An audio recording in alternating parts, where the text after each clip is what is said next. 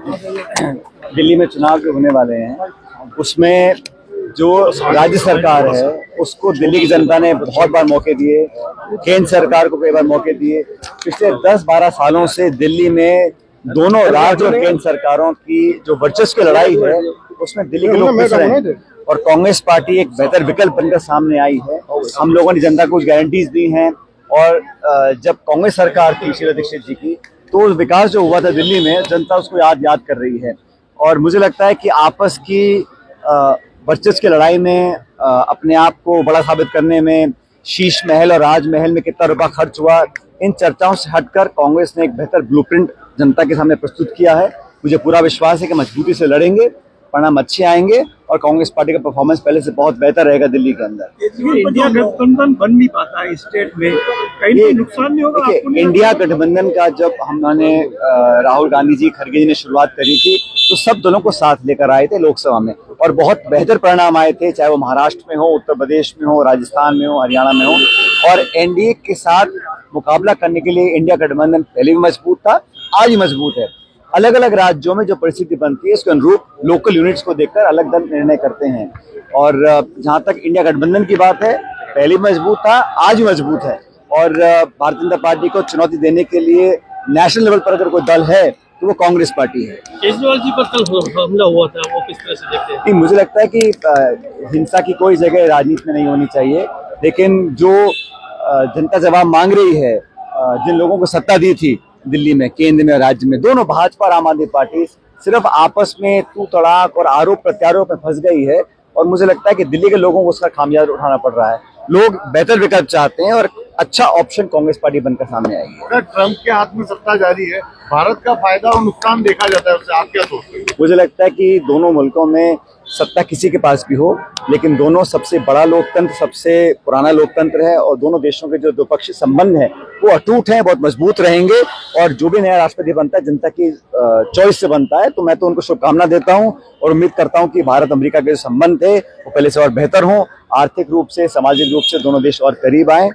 जहां तक राजस्थान सरकार की बात है, साल पूरा हुआ है लेकिन जो अभी निर्णय दिए हैं सरकार ने उसमें स्कूलों का बंद करने की बात हो, जिलों को समाप्त करने की बात हो, इंग्लिश मीडियम स्कूल्स को दोबारा पुनर्विचार करने की जो बात कर रहे हैं, ये सब नकारात्मक निर्णय हैं। अफसरशाही बहुत हावी है, राज्य सरकार में इतने सारे पावर सेंटर बन चुके हैं कि जो सत्ता दल के विधायक मंत्री हैं वो भी दर दर भटक रहे हैं। तबादलों पर जो नया जो विवाद पैदा हुआ है उस पर भी सरकार को स्पष्टीकरण करना चाहिए। आने वाला सत्र चालू हो 31 तारीख को और हम सब लोग सरकार की जवाबदेही तय करेंगे, उनको मजबूर करेंगे कि वो जनता के हित में काम करें। और एक साल का जो कार्यकाल रहा उसे देखकर बहुत ज़्यादा उम्मीद मैं नहीं समझता जनता को है, लेकिन कांग्रेस अपना जो एक विपक्ष की भूमिका है वो मजबूती से निभाएगी। हम सदन के पटन पर, सदन के बाहर लगातार जवाब पूछते रहेंगे और जवाबदेही तय करते रहेंगे। सत्र आने वाला है, बजट भी आएगा, आपको लगता है सकारात्मक रूप से संसद में चर्चा होगी? तो पिछले बजट पे जो घोषणाएं की थी, 4 लाख रोजगार की बात की थी, अभी जो एमओयू साइन किए हैं 35 लाख करोड़ के साइन किए हैं, उनमें से कितने कारगर होंगे? तो पारदर्शिता के साथ सरकार को अपनी बात रखनी चाहिए। हम तो चाहेंगे चर्चा हो, लेकिन सदन को चलाने की जिम्मेदारी सरकार की होती है।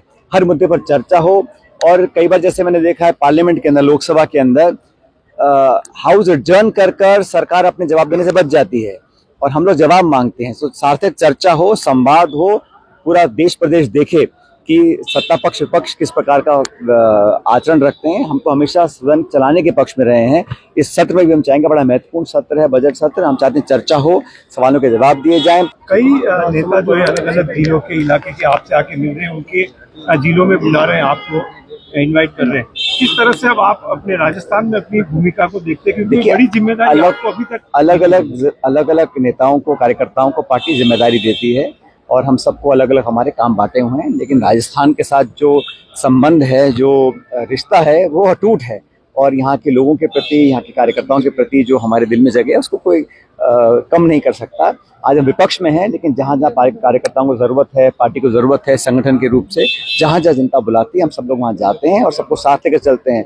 और कांग्रेस पार्टी विपक्ष में है, लेकिन हम सबकी जो मजबूती, हमारी एकजुटता है और हम सब कार्यकर्ता नेता एक परिवार के रूप में काम कर रहे हैं, हमारी सबसे बड़ी ताकत है। लेकिन एक बड़ी जिम्मेदारी आपको मिले, सबकी यही इच्छा है मेरे को तो जिम्मेदारी दे रखी छत्तीसगढ़ की, वो मेरा राज्य है, मैं जिम्मेदार हूँ। लेकिन राजस्थान के अंदर यहाँ से मैं चुनकर गया हूँ, यहाँ पर बहुत काम करने का मौका मिला है, सत्ता में भी विपक्ष में भी। तो यहाँ के लोग, यहाँ की जनता, यहाँ के कार्यकर्ता, यहाँ की मिट्टी के साथ जो संबंध है, वही मेरी सबसे बड़ी उपलब्धि है। और वीडियो के लिए हमारे चैनल को सब्सक्राइब करें और बेल आइकन को दबाएं।